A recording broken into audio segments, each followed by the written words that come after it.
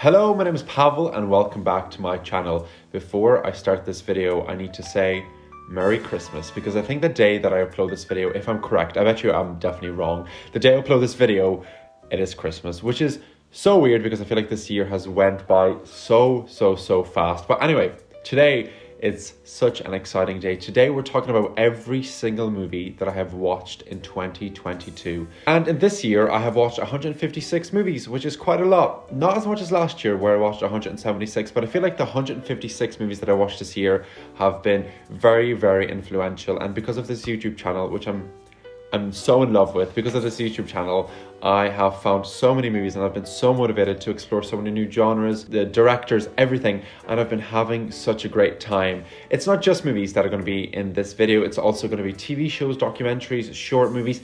Everything that I have watched in 2022 is going to be covered. But since there are so many things to cover, I thought, how can I make this a little bit more accessible and digestible? And I thought of the idea, why not review everything in one sentence? And if you know me, you probably know that I'm going to slip up and say more than one sentence for loads of these things, but that's the kind of like the rough guideline I'm going to stick to. One thing, and I'm going to review it in one sentence. Hopefully, definitely going to go over it. And another thing I need to say before I get into this huge fucking list is that I'm probably going to split this video into two parts because I do not want this video to be like half an hour long because I feel like that's just way too much and I don't want to put you through that listening to me kind of like talk shit about movies. And you know, I'm probably going to forget a lot of these movies that I watched, so if I don't have a proper opinion, I'm just going to be super honest and be like, you know what, I kind of forgot about this movie. I forgot that I even watched it. So you know what, let me scooch to the side so I can show you the poster of the movie that I'm talking about, and let's get on with talking about every single movie, TV show, everything that I watched in 2022.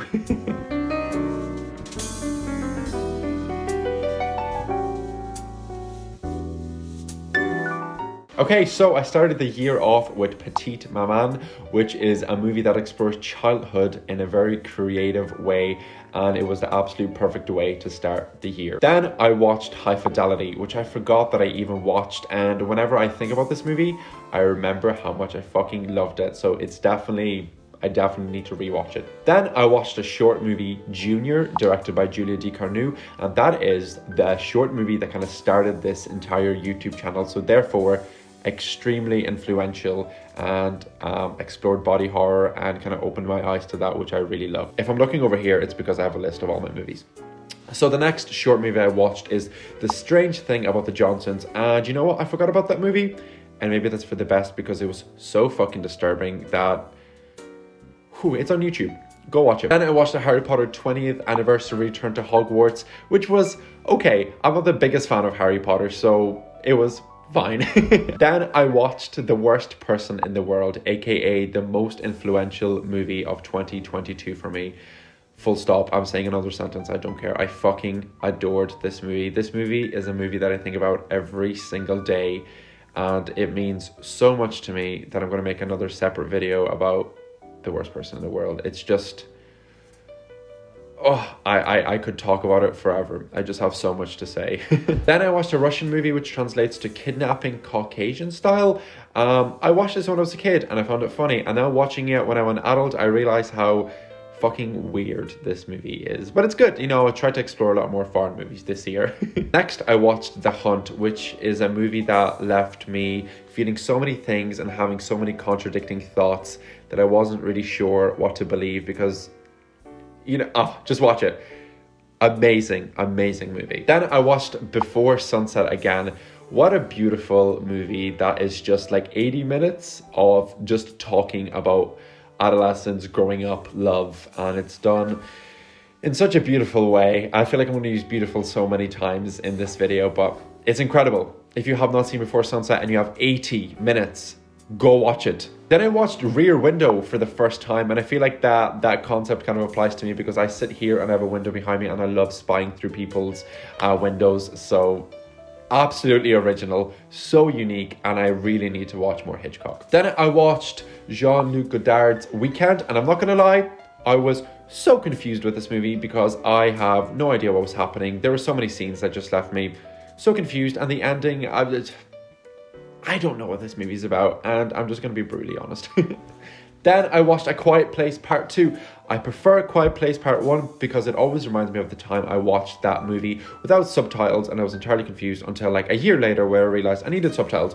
But the sequel was really good, and John Krasinski, incredible director and actor. Next, I watched The French Connection, which is a crime movie that is an absolute classic, and I'm glad I watched it, and I think there's a second one that's not meant to be that great. Then I watched Minari, which I loved. I love movies about people starting fresh in a new country, and kind of seeing that experience from a different set of eyes is great. And I can kind of empathize to an extent, because whenever I moved from Lithuania to Ireland, it was a crazy, weird experience to process everything, especially for my mum. So seeing that within a movie, especially for a Korean family, it's so eye-opening, and it really makes you sympathize and empathize with these people. Really interesting. Then I watched The Big Short, and I thought I would understand the 2008 recession a little bit better, and I didn't. But the style of filmmaking in The Big Short is very original, so it was fun. Did I come out of it a bit smarter? No, but the acting is great. It was fun. Adam McKay, it's him, Then I watched Pig, and I'm not gonna lie, whenever I watched it, I remember thinking Pig is incredible, but then I kind of forgot about that movie, so I think it's due a rewatch. Then I watched Moonrise Kingdom. Not one of my favorite Wes Anderson movies, but always a good time. What else is there to say? It's beautiful, symmetrical, aesthetic, and inspirational.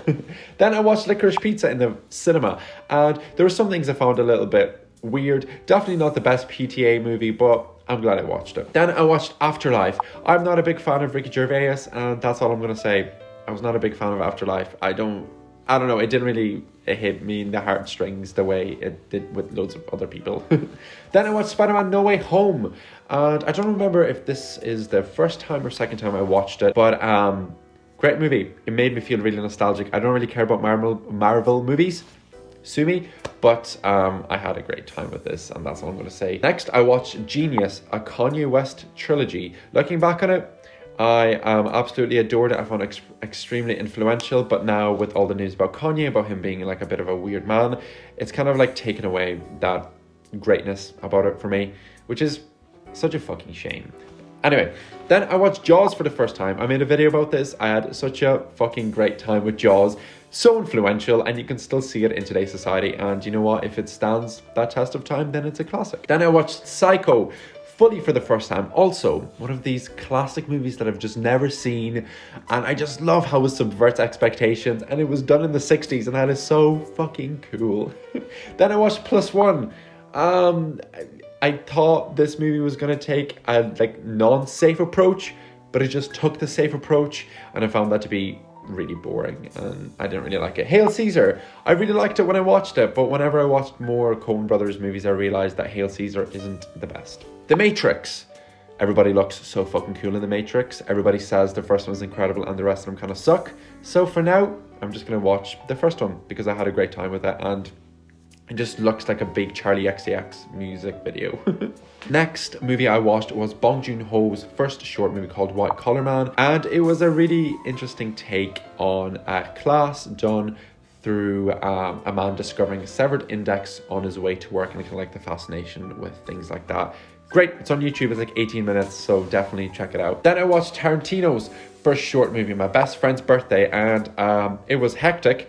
The quality was awful, and it was so Tarantino, and it was okay. Not my favorite Tarantino, obviously, but I had an okay-ish time with that. I was definitely confused, and I made a video on it. Next, I watched the TV show Anxious People, based off a book that my girlfriend read, and it was okay. I feel like the book was definitely better, but I was trying to explore foreign movies or foreign TV shows, and this is in Norwegian, so hey, I watched some Norwegian stuff this year, which is great. Next, I watched a documentary called Dick Johnson is Dead, which was such a unique take on death, where they continuously stage potential deaths this man might have, and I kind of left watching this documentary with like this weird feeling that I was like, I don't know, I feel like I'm not really making sense, but it just kind of made me think about death but in a positive way, that it's not this like big scary thing that everybody thinks it is, if that makes sense. Okay, then I watched Le Weekend, and I found it a little bit boring. It was a British couple returned to Paris many years after their honeymoon, and it was kind of boring. It kind of felt like what Before Sunrise, they kind of took the approach that Before Sunrise wanted to, where it just kind of like continuous discussions and fights and blah blah blah, but it's not very interesting. Next, I watched a short movie called Two Distant Strangers, and it was such a unique take on obviously the massive problem with racism, and it really made me think. The description for the movie is a man trying to get home to his dog gets stuck in a time loop that forces him to relive a deadly run-in with a cop. It also made me angry, made me feel a lot of things, which is a sign of a great short movie. Next, I watched Windfall, which was just fucking disappointing. That's all I'm gonna say. Next, I watched The Englishman Who Went Up a Hill But Came Down a Mountain. I love Hugh Grant. This isn't Hugh Grant's best movie, but it was a good time. And you know, if Hugh Grant's there, it's probably gonna be a good time. If you can't tell, I'm trying to be like really quick with this list because I have so much to review and I haven't even looked through this list all year. So it's kind of like provoking some thoughts that I didn't even know I had. Next, I watched Jennifer's Body for the first time. Talk about a fucking cult classic. That was so fun. It got awful ratings, but goddamn, it deserves way higher ratings. Next, I watched a short Polish movie called Fanatic, which is a man who becomes crazy obsessed with fishing to the extent that it's ruining everybody's life around him, aka his family. And it was great. It was so funny that it wasn't even like, it wasn't meant to be funny, but it was funny. Great short movie. It's on Netflix. Next, I watched Francois Truffaut's The 400 Blows, which was like a beautiful French coming of age tale. And if you know me, I love coming of age, and I feel like this movie was incredible. I think this was one of Timothée Chalamet's favorite movies. I think this was for that video. So the next the next movie I watched was The Grand Vadrouille, and I don't even fully remember this movie. I remember I had a good time with it, but I forget what it's like. Watch out, they're coming, or something like that it translates to. I had a great time with this, but probably not that great because I don't really remember, but I remember it being quite funny and the characters within this movie just being like having such a fun time with them. Next, I watched 10 Things I Hate About You for the first time, and Heath Ledger is so fucking cool, and I had a great time. I feel like I'm going to continuously be saying I had a great time, but with all the movies this year, I just took my time with picking out, and I feel like it's also a cult classic that didn't get the ratings it deserves, unlike Jennifer's Body. I'm definitely not sticking to this one sentence per movie thing. Anyway, next I watched Le Bon, aka The Party, which was a great coming of age movie with a beautiful soundtrack and slow shots and kind of like the build up tensions between like daughter and mother and family, and I love that. A French coming of age movie, how pretentious, but I loved it. Next I watched Deadly Cuts, an Irish movie. Well, it's in English, but it's Irish, which was, yeah, it was okay. I mean, cool concept, but it was just kind of like corny at times. Then I watched Adult Life Skills. I don't remember this movie, so probably meh. Next, I watched LOL Laughing Out Loud, which was also a coming of age movie in French, which, just like Le Bon, I had a good time with. I don't remember as much as Le Bon, therefore probably wasn't something I really loved, I guess. But I think from what I remember, I had a great time with this. Next, I watched Mr. Roosevelt. I don't remember this movie. I don't remember this at all. Next, I watched the Newton Boys. I kind of didn't enjoy it. The gang movies are just not really like they are my thing, but like historical bank robber movie type things. No, the lineup was kind of cool with Matthew McConaughey and Ethan Hawke, but that's probably the only good thing about that movie for me. Next, I watched A Trip to the Moon, the first proper short movie thing. You know what A Trip to the Moon is. It's so aesthetically pleasing, and it's crazy that it was filmed in 1902. Next, I watched a French movie, I think it was, called Nothing to Hide, where a load of people put their phones in the middle of a table, and if any notification pops up, like at a dinner party, they can read what the message says. And then, as a concept, that is so like anxiety provoking, and that's exactly what this movie was. Except that I think they made an English version of it for some reason, which is So irritating. I hate when companies do this. It's so irritating. Next, I watched a movie. Well, yes, I did watch a movie. Next, I watched a movie called Redemption of a Rogue, which is a Bible black comedy about a prodigal son returning to his hometown to seek salvation for his sins.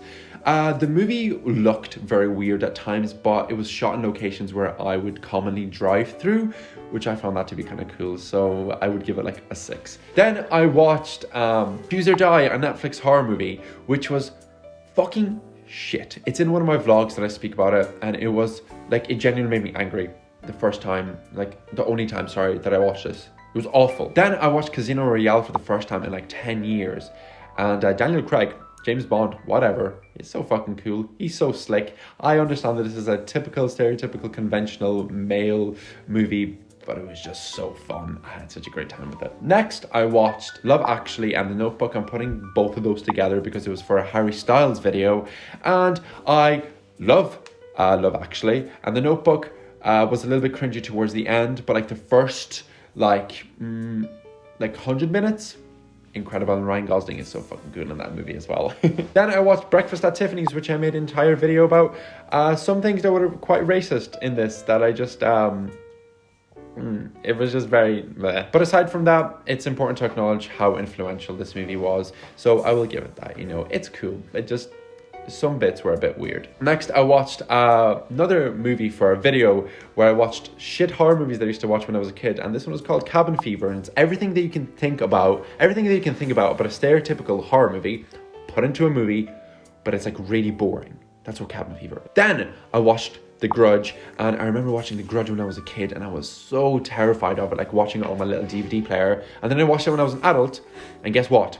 It was not fucking scary. Same with the next movie, which is One Missed Call. I remember watching this when I was a kid, and I was terrified. I genuinely remember having to close my DVD player, my portable DVD player, because I couldn't keep watching.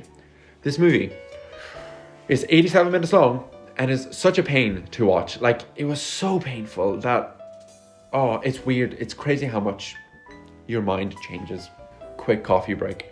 Next, I watched X, which was, I didn't expect to like it, but I really liked it. Didn't like Pearl as much, and it was just a lot of killing at a farm, and it was great. And Mia Goth, incredible. Next, I watched In the Mood for Love, and I don't think I was in the mood for Love when I watched it, but I really love how this movie is edited to kind of show you only the important conversations that these two people have. Like, it cuts out everybody else, and I love how this movie does that. But that's all I can kind of say about it, because I kind of really definitely need to rewatch it. Next, I watched Malignant, which was a very dark movie. I thought some parts were taking the piss until I realized this movie was trying to take itself seriously, and then I realized, oh, I don't really like this. Then I watched Sonic the Hedgehog. Favorite video game, Sonic. That's when I stopped playing video games with Sonic the Hedgehog. I wanted to kind of just chill and watch Sonic the Hedgehog, and that's exactly what I did. And you know what? It was very generic, but I had a good time with them and very predictable. Next, I watched The Disaster Artist, and Tommy Wiseau. The more I learn about him, the more confused I get about a man. And The Disaster Artist was such a fun fucking movie that made me kind of like appreciate The Room even more. Next, I watched a lot of movies that kind of reminded me of my childhood, which were Shrek 2. Incredible. Like, what bad can you say about Shrek 2? The best sequel. Like, so much better than Shrek 3 and Shrek 1. Ooh. Did I miss? No. You got them. Then I watched High School Musical 2, and I wish I hadn't, because I had this great memory of listening to Bet On It by Troy Bolton and feeling like a badass. And then I watched this, and then I realized that it's not that good, and it's like very cringy and very slow, and like I kind of wish I just left it in my childhood. Then I watched one of my favorite movies when I was growing up, which was Ratatouille. Chef Rats. Who knew they could make a movie about a chef rat that would be so fucking good? I think I watched this movie like 4 times, and it is so fucking good. Okay, next I watched a Japanese horror movie called House, and I was so confused, but I was so kind of like in love with the visuals of this movie and the music in this movie. I listened to the soundtrack all the time in the car, because it's kind of like the same kind of melody but repeated in different contexts.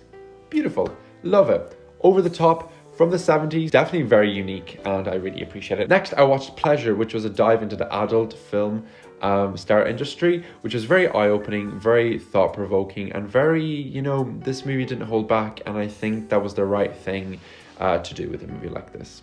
Then I watched Everything Everywhere All at Once, and it kind of made me think about decisions that I made in life and if they were the correct ones. You know what this movie is, and I definitely don't need to tell you more about it. Next, I watched Paddington 2, aka the movie that makes me cry every single time I watch it, and whenever Paddington 3 comes out, I'm definitely also going to cry. Then I watched Fargo, probably my favorite Coen Brothers movie so far. Fucking incredible. I forgot that I watched a TV show until I watched the movie, and I was like, oh wait, I kind of remember some things. And Steve Buscemi, yeah, he's so good in this movie. Then I watched the Bee Movie. Do I really need to say anything about the Bee Movie? Then I watched The Room. Do I really need to say anything about The Room? Probably one of the most iconic movies from the 21st century, as in like culturally, you know, not like in general. She was sitting, drinking her coffee, and she was so beautiful. And I say hi to her. That's how we met. Then I watched Trainspotting for the first time, and that was a very depressing and very anxiety-inducing movie. Then I watched Morbius, and it is as bad as people tell you. It is so cringy that, yeah, that's all I can kind of say. I made a video about it. I don't think I actually put the video out, but I will eventually. But I found it pretty shit, believe it or not. Then I watched a Studio Ghibli movie called The Cat Returns, and I found it so beautiful and so cute. And it was 75 minutes, which is a perfect length for a movie for me. You know what? 90 minutes is perfect for me, but 75 minutes is perfect as well. And I had a great time, and it made me like cats more. So then I watched Martin McDonagh's In Bruges, and it was fucking hilarious. Colin Farrell, incredible. Brendan Gleeson, incredible. And I cannot wait to watch The Banshees of Inisherin, which I haven't yet, which really, really annoys me. Then I watched another Studio Ghibli movie called Howl's Moving Castle, and I think that is my favorite one so far. So creative, so aesthetic, and I feel like there's so many things from this movie that you could turn into a tattoo. It was just great. Such a cool fucking story. Then I watched Stardust. My girlfriend told me to watch this, and it was okay. Not my cup of tea, but it was okay. Then I watched Kiki's Delivery Service, which was also kind of like a coming of age type thing, but from Studio Ghibli, which was a very interesting and unique perspective, which I also had a good time with. Then I watched Brother on YouTube, which is a Russian movie about an ex-soldier with a personal honor code enters the family crime business in St. Petersburg, Russia. I love Russian movies, and I feel like it kind of subverted the expectations that you would think the ex-soldier would have, and I really like the way this movie is shot, and it's a good time. Then I watched Boys in the Hood, which might be in my top 5 of 2022. Boys in the Hood made me cry because I fell in love with all the characters so quick, and you cared so much about them so quick. And then, you know, then I watched She's Gotta Have It by Spike Lee, and I didn't really like it. I see what he was going for, but I just don't understand movies enough, I think, to fully appreciate it, if I'm being honest. Then I watched Old Boy, and holy fuck, the twist at the end made me feel sick. That is all I'm going to say.